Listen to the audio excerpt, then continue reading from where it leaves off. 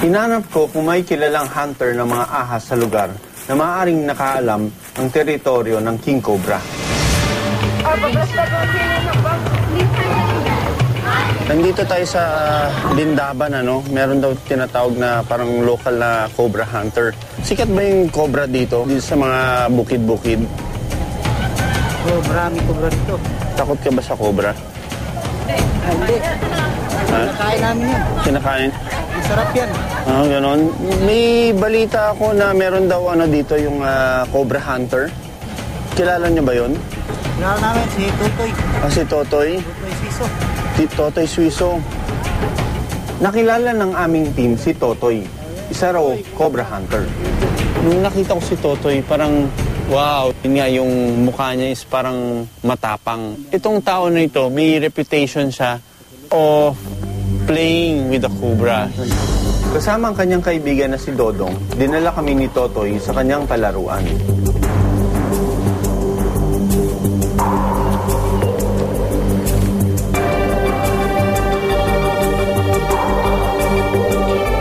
May nakikita ba kayong ahas na ganito yung ulo? Meron din, ma'am. Ganyan, dito. Meron din? Meron din yan dito. Nakahuli ka na yan? Hindi, napatay namin nun. Hindi namin nahuli na buhay talaga.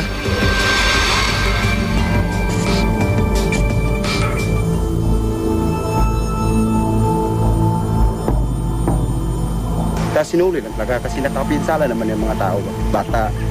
Mga bata dito, mahilig maglaro sa ganito, maraming damo. Bula-bulan. Pag makakita talaga kami ahas, pinapatay na namin. Wala man to. Ang mismong tatay ni Dodong, nakagat na rin daw ng kobrang hinahanap. Naalala niya, meron palang isang lugar doon na malapit sa mga bahayan ay may isang taon nang hindi nagagalaw na staka ng fertilizer.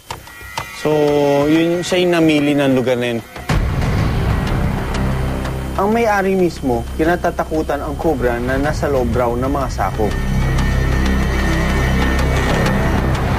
Basta ang Rizal, kaya ang ginasalas. Dia gina sila magpuyo. Makaistambay na siya, makapundo. Kuya ang ginasa. Takot kami kay mamaat mo na. Purisyo. So, iniisa-isa nila yung pagtanggal, ano? So, para wala tayong ma-miss out na taguan. May balita na raw na minsan may namamatay silang mga alaga, mga kambing na namamatay na lang dahil sa tuklaw ng cobra. I-relocate lang yung mga cobra para maging safe ang tao sa panganib na baka matuklaw sila. Baka nandito na ang haring ahas. Yun, oo! Oh, laki! Bagong kain! Dito, silip dito! Yan! Baka sumuka!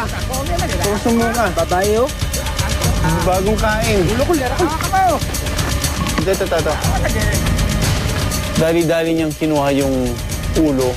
Nung nakita ko, uy, it's a summer cobra. Ang tuwa ako noon dahil first time ko makakita ng summer cobra na ganun yung kulay niya na napakadilaw, tapos shiny scales na black yung kaliskis niya. Yun, ayan. Yun, ang laki! Ang laki! Bagong kain! Kita mo ito, yung kalahati ng ano niya, kalahati ng... Pero hindi ito kamukha ng mga patay na ahas na una kong nakita. Ang summer cobra na matatagpuan sa Visayas at Mindanao, kamag-anak ng Philippine cobra sa Luzon.